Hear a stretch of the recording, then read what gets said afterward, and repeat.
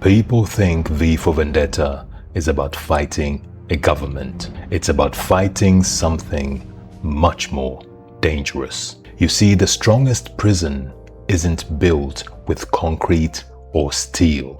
Every prison begins with permission, not because we choose to be prisoners, but because little by little we accept the walls around us. People remember V because he wears a mask.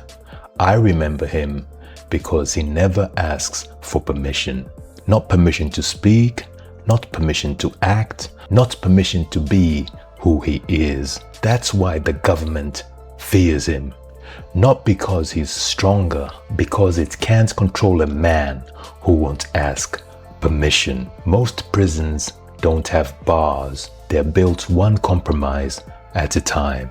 You stay quiet when you know you should speak. You keep the job you hate because it feels safe. You tolerate disrespect because confrontation feels uncomfortable. You tell yourself, I'll do it next year. No one decision traps you, but every compromise makes the next one easier, until one day you wake up living a life you never consciously chose.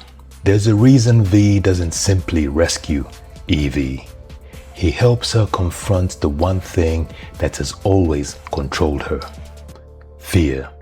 Because he understands something most of us don't. The prison wasn't the cell. The prison was the fear that lived inside her. The moment she stopped letting fear make her decisions, the prison lost its power. The cell hadn't changed. She had. Freedom begins long before the door opens. Maybe that's why V for Vendetta still resonates today. Because the real prison was never the government.